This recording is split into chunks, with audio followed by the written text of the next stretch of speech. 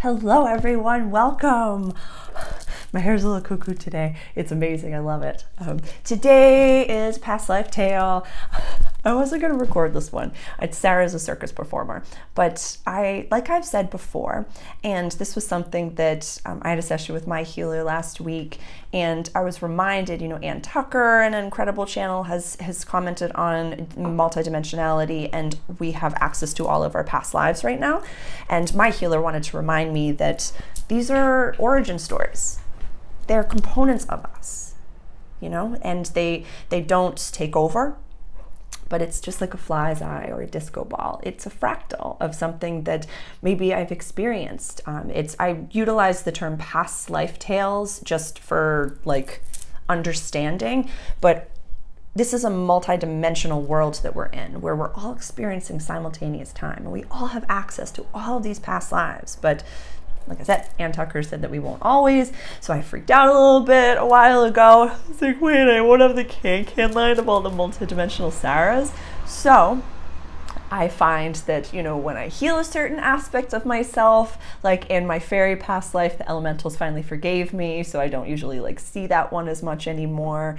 And I'm not attracted to that inappropriate masculine anymore. So there's part of the health component. But this one keeps popping up because it's a fun one, and it's so specific and detailed where I purposely hurt myself. So, Sarah, past life tale as a circus performer. So please go grab a coffee or tea or a snack, and we're going to chit chat a little bit. I want to have something fun for you know what? I have some Palo Santo, so why don't I do this for the pause?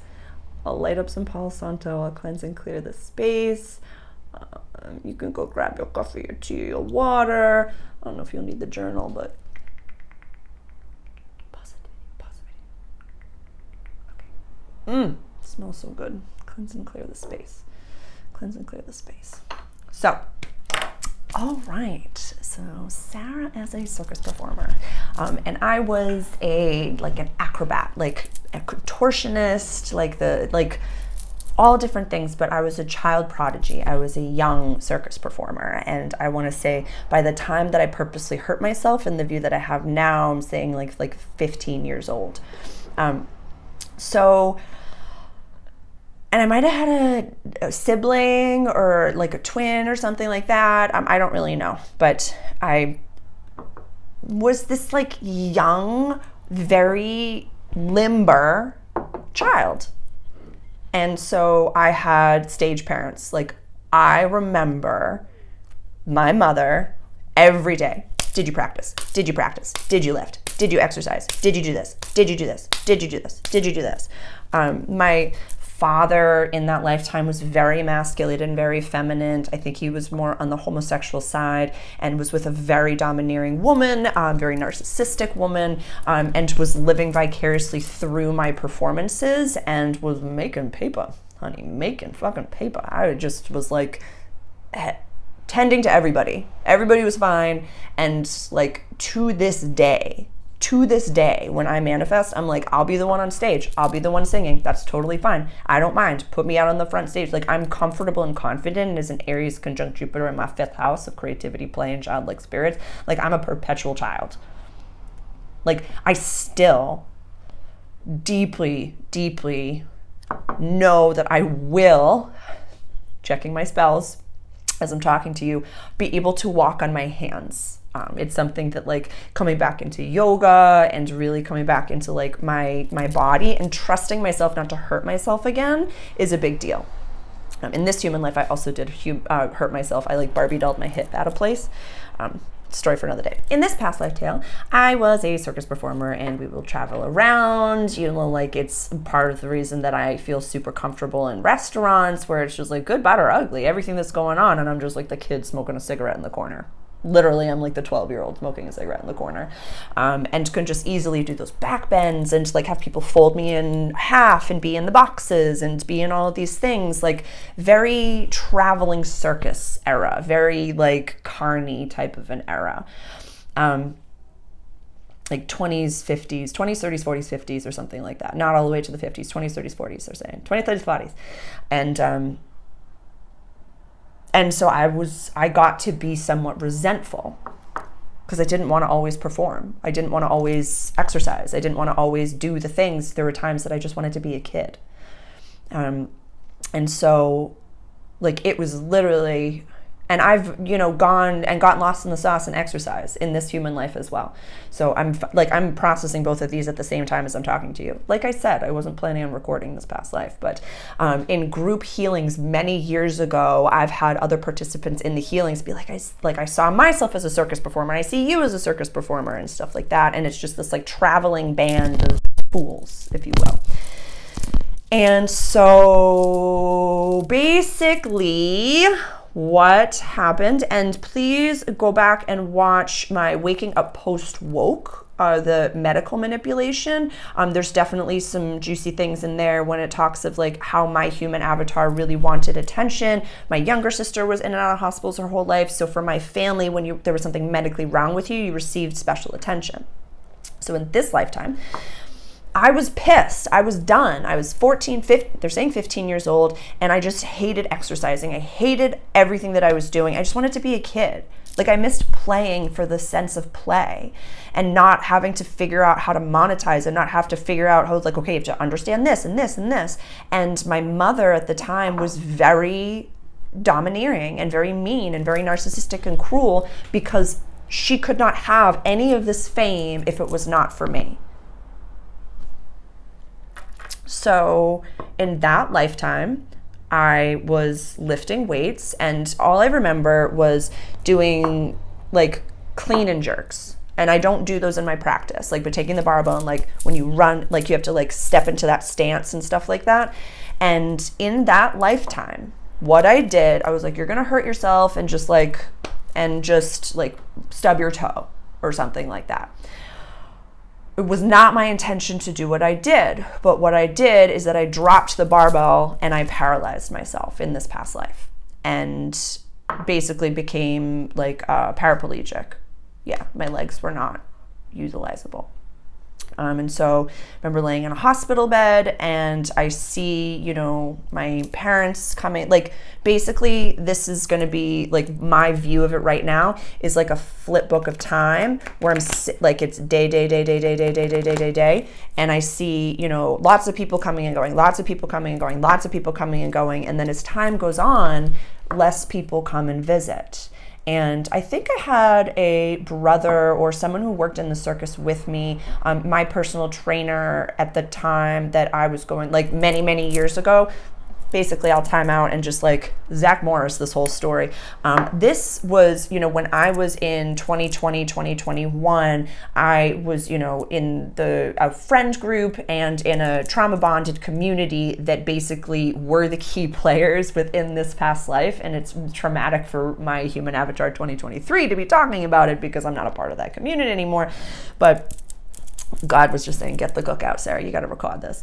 So that was just so my personal trainer at the time, the human that exists in 2023, I am not friends with, nor do I work with that trainer anymore. But the role that he played in that time was that he was one of the only ones that continuously came to come visit me.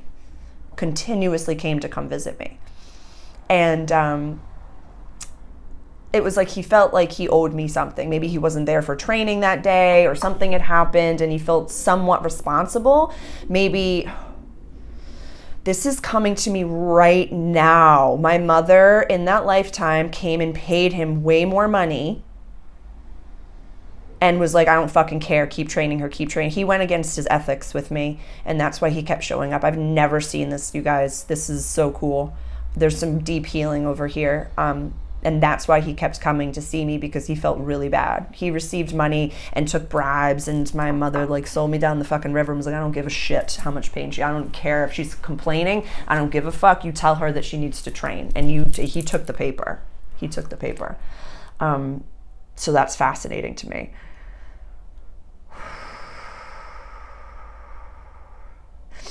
My nurse at the time was a gentleman nurse, and I had a like very, very blip of a romantic relationship with a gentleman at that time. Him and I, we didn't speak the same language. It was very very, very passionate relationship, but couldn't really go too far. I should learn Spanish. I never did.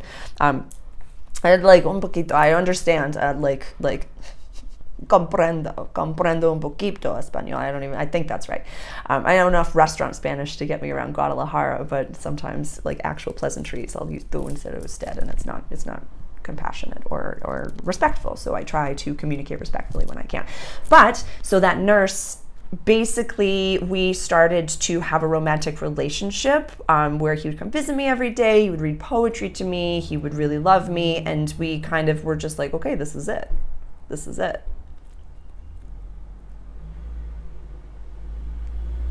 not it. I healed myself in that lifetime. Yeah.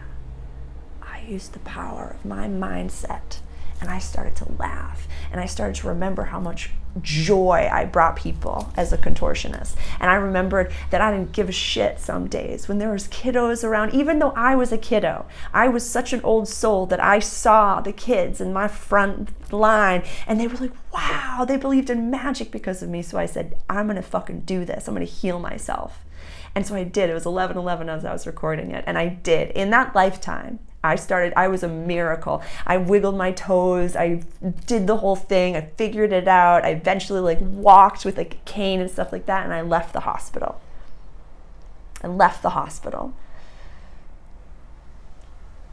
I've never seen this. I'm literally like watching if you've been here with me, you know that like my guides showed me pictures over here, so that's why I'm not looking directly at you. I'm like watching this movie and then I'm telling you about it. It's so freaking cool.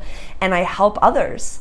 I help kiddos. I help kiddos that have stage parents, because it's a really incredible mental health, like accessible component. It's kind of like in the same way that like alcoholism is just so, because alcohol is so available, when you have alcoholism, it's so hard to really like identify it. This is such a brazen mental health issues when it comes to narcissistic parents, or parents that really didn't get to live out their blisses, and they're going to project it onto you no matter, and give you whatever attention. Like if they're getting attention, they will push you onto stage. Yeah. They don't care. If one teacher told you at one point that maybe you're not the gender that you're supposed to be, and your parent has just a seed of this mental health crisis, they're gonna be like, oh, now let's do this. Let's start recording. Let's put you out on Facebook. Let's put you out on Instagram. Let's do the dang thing. Let's do this. You can see it. It's really inappropriate and gross.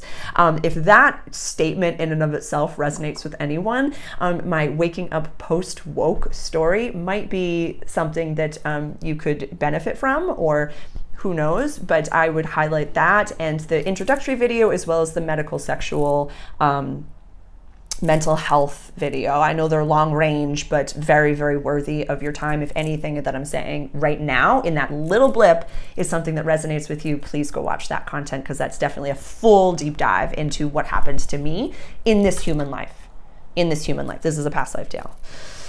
So yeah, it looks like circus performer Sarah actually, died older and healed herself, and was this like medical like anomaly, but in a way that I didn't want the attention from. Like it's as if I had my own healing retreat center, and people like came and they're like, Sarah, tell us your secrets and tell us what you did. And it's like, just change your mindset and you change your whole fucking life. That's literally, I'm sorry for swearing, but I'm really actually trying to like just be conscious of like pulling back on the swears. In my one-on-ones and in some of my astrology videos, I will swear like the Dickens, but because these are very accessible and I want them to be available for anyone and everyone, I don't want to be disrespectful to you. So I apologize. I am trying to pull back a little bit, but on some of my rising sign, new moon, and full moon videos, like for Aries, I'm sorry. It's just like, that's the only fucking way to talk to them. But here, I'm going to try my best. Yeah, it looks like she was just helpful and wanted to help other youngsters, not just children, but like other people within that profession, because it is such a joy to be a performer. I'm now a performative healer and just a waiter as a human. Like you can't not. I'm the violinist on the side of the Titanic. You can't not perform when you have that seed of performance. It just takes you out of wherever you are and brings you back to joy. And it's not me that you are recognizing. That's something that as I sing for people, It has nothing to do with me. If you pick the right song, you just hit a certain spot in their soul, and they feel like everything's okay. You know, when you go to the circus, you don't really care about what's going on in the world. You're at the circus. Yeah. Yeah. Yeah. Is that it?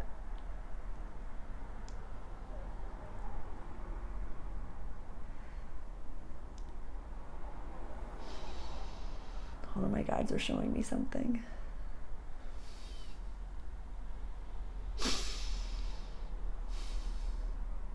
She does find love later in life, is what they say.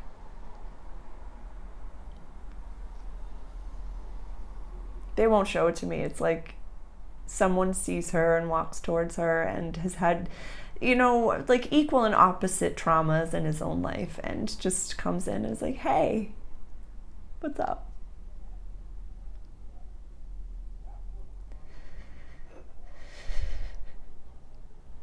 To quote the original Sarah in, you know, a verse in the Quran, I believe, where the angels come down and they're like, girl, you're gonna have this baby that's gonna like save the world and shit. And it's like, she's probably 40 at the time, and she just goes, what, like laughed at angels and was like, wouldn't that be nice? I literally had that moment earlier in my human life today, and I love OG Sarah. She's such a cool woman, and transcends religions like Islam, Judaism, Christianity. Y'all know Sarah. She's pretty special. So yeah, there's quiet joy in her later years, but yes, that call to action to do something about what has happened to me, pretty cool to see that come out. I did not expect that.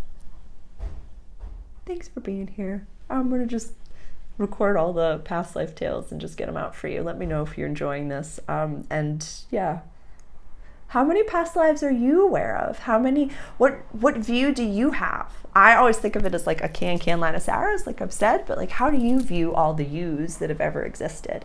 And they're not, how do I say, we're not scattered. We're not. You know, my soul's right here. My consciousness, right here. And so it's not like we're born fucked up and we have to like come back to purity again. We're born perfect. We just got confused and lost in the sauce a little bit. But yeah, thanks for being here for this past life tale and some cute little moments of it. I love you.